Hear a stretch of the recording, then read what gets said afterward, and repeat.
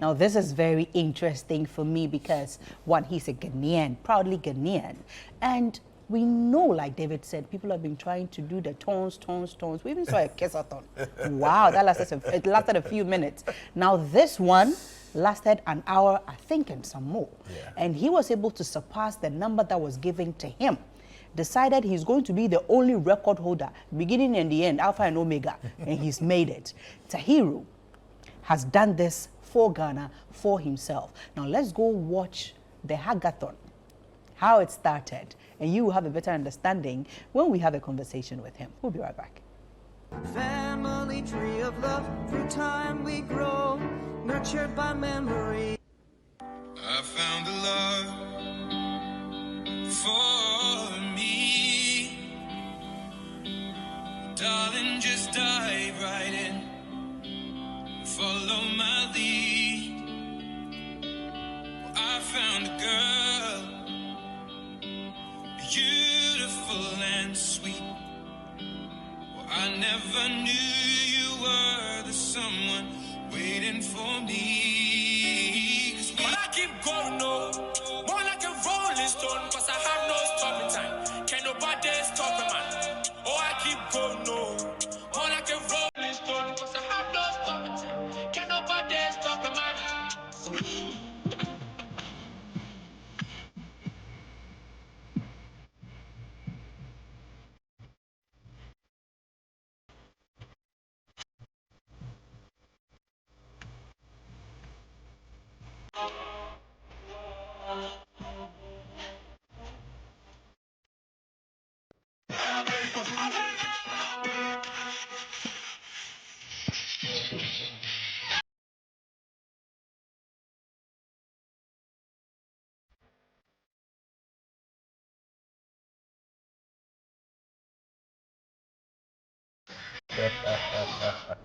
Wow, my excitement, you won't understand. There's a reason he did this. I mean, when you start the tones, there always has to be an ultimate reason. He is an environmentalist. So there's a foresight. Yeah. That's the reason he started the hackathon. And thanks to Jehovah strengthening him, he is a Guinness World Record Holder for Ghana, one and only, and he has surpassed it. Yes, absolutely. He Tahiru, has. wow. Has. Tahiru, now we have enjoyed you watching you, and you know the going from tree to tree and all of that. Just take us back to why you decided to get into this. Why? Thank you. It's a pleasure talking to you. So Abubakar is a Ghanaian, like you said, and I'm a proud one, of course. Yep. And Abubakar is also a forestry student and an environmentalist who has the environment dear to my heart. I should say that. Okay. So I know, and we all know the recent wave of this Guinness World Record, especially in Africa, where everyone is doing something. And even though as a researcher, I'm already doing research that is towards environmental conservation and then sustainability and a whole lot.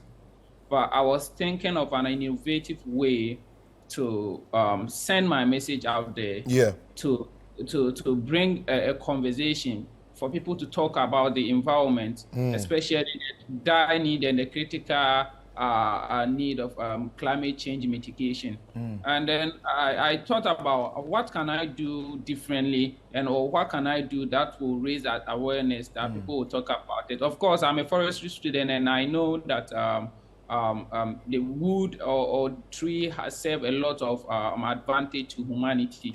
So I just wanted to send a message out there that, okay, there are good people who are doing great in terms of forestry and in terms of sustainability, but there's still more for us to do.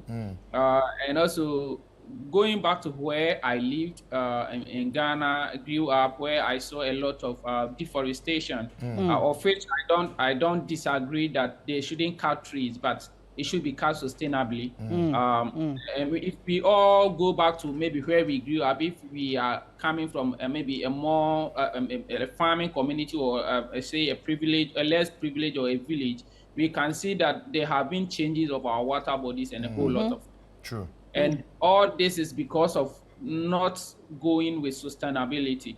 When we are mining gold, we don't think about the future. We do it in our sole interest. So I was thinking about how we can do this thing, how we can prioritize sustainability. So that was my main motivation. And of course, I'm a nature lover.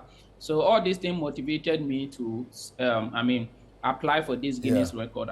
Okay, so the question that comes to mind is that typically Ghanaians, as you mentioned, you'll find that people are in the forest cutting trees to their own end. So whether it's for firewood, it's for building, or whatever it is, we don't naturally find people thinking about conserving, right? You grew up in Tepa, all right? Take us back to your beginnings.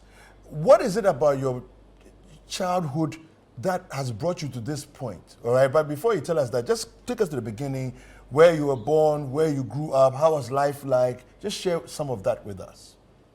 And how, how you ended up in the States. All right.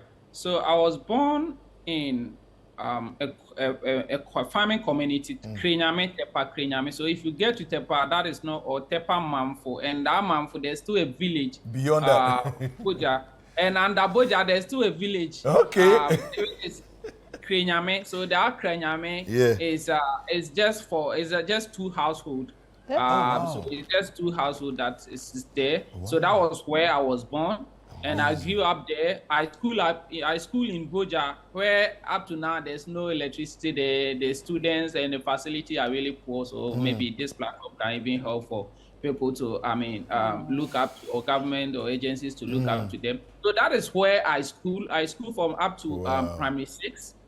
Then from there, I moved to, I elevated. So I moved to Mamfo for JHS.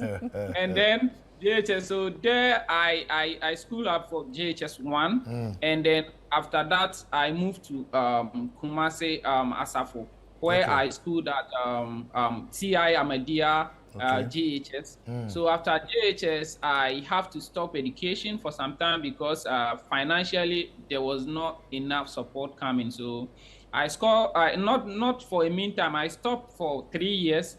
Then later I went back to Prime Senior High to continue my education, SHS education, of which I ended up even being into the National Science and Maths quiz as a participant, even though I've already stayed home for some time, but my impact was still significant in the National Science and Maths quiz. Then I graduated from the SHS. Then a year after, I went to University for Development Studies in Tamale, Nyankwala campus, where I studied in natural resources and natural resources management, and I was specialized in forestry. So in 2021, I graduated in UDS, then did my national service back. I went home to give them back what they have, nurtured. So I went back to Tepa, Mabai, and I was serving as a teacher, a chemistry teacher at Mabai Senior High. Then after that, I had this offer to study in the United States. So I applied for this scholarship, and I was selected among all the applicants. So I started my education here last year, August. So this is a bit of Abubakar, maybe no much, but this is overview of Abubakar, how far from beginning childhood to this level. Yeah. Oh, no, that's a beautiful story, actually. Because I'm thinking about it. Tepa, then you go to Boja, and then you go Tepa, you go to Mamfo. Mamfo, then Boja. Go to Boja. Yeah, and then you go to Krenyame. So you only see two houses in Krenyame. Wow. Okay, so this adventure that you decided to embark on, of course, I'm sure you saw the different Ghanaians doing it in Ghana, and then you look at your environment and say, look, I want to do this. But it was Ramadan. Didn't you think about the fact that it was Ramadan and that you should wait till after Ramadan? Yeah, so I had already applied to the record, and yes, they have accepted me. But I'm a strong Islam Muslim, I should say, and I thought about it, but I was trying to see if my energy would be able to, endure endure that challenge within that 1 hour.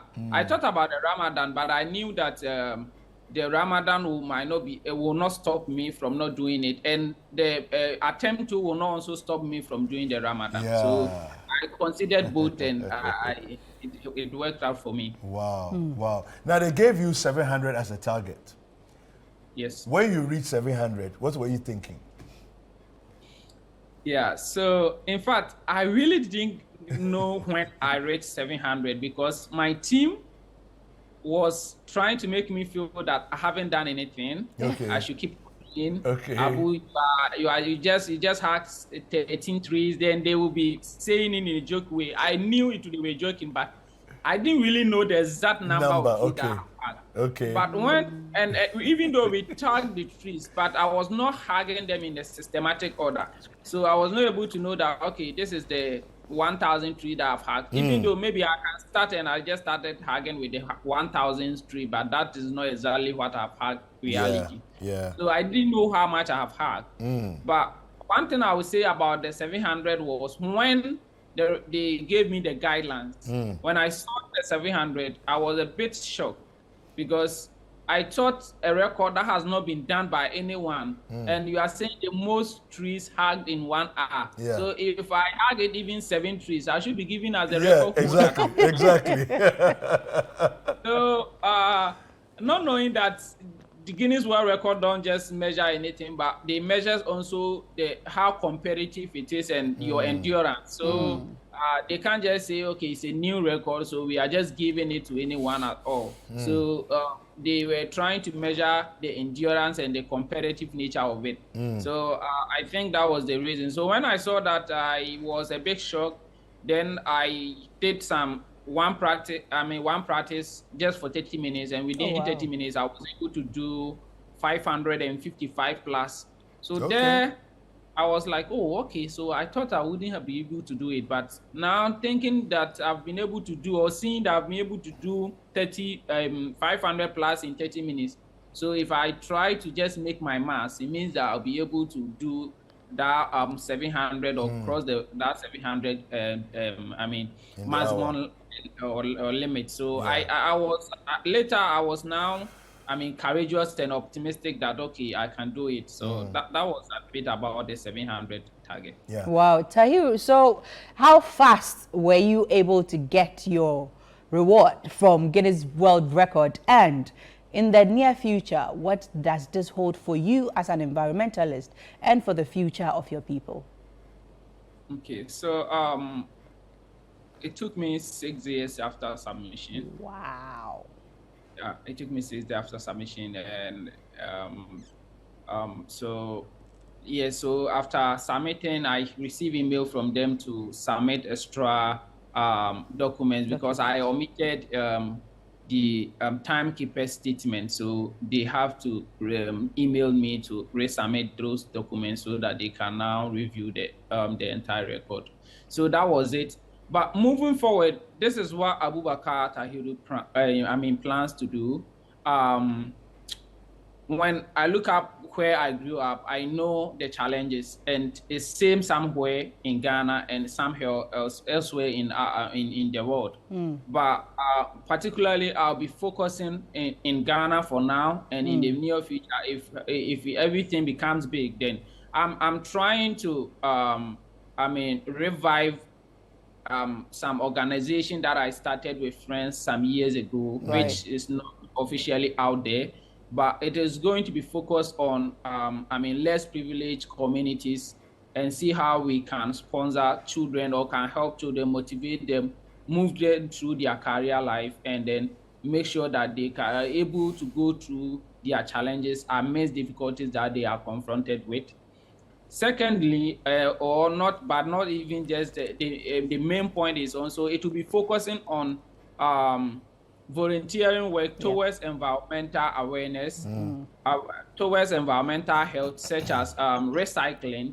Also, we will be looking at the organization. Will be looking at sustainability messages, going to schools to give out presentation on the way forward. So this will be organization that will not be only focusing on education or educating students or motivating less privileged communities to involve in education and also enhance their career, but it will also inspire young ones to also take up sustainability goals and climate awareness, environmental health goals. So this is the plan to help not just me, but it will inspire other people who grew up in a community or even West community than me. And then they still are confronted with challenges, but they want to. So we are going to set this organization that is going to, elevate these people from such condition. Alhamdulillah, we are grateful for this conversation. You have been amazing. It's been an honor speaking to you. I mean, world record holder, Charlie. It's an honor. It's a whole honor. And we wish you all the best. May Allah guide you in all that you have stated that you would want to be doing for the people. So your final words before we let go of you. Yeah, thank you. I am also impressed, like I said earlier on, for inviting me and having this conversation with me. It's a really enlightened one, and I'm thankful for that. So my final words, I just want to say a hi to my mom and dad, and then all the team that helped me throughout this record attempt, as well as Pezare and Vida also. I'm very proud of them, and I thank them. My sister, Rita Tahiru, too, I want to say hi to her. Thank you. Right. Thank you so much. And please be safe. Stay safe. Right. Bye. That is Tahiru Abubakar, like world record holder. He's the only one. And I believe that sustainability, when it comes to our ecosystem, is one thing that we should be fighting for. And he's doing amazing. Yeah. He's an environmentalist. And I hope that Allah will sail him through all that he's doing.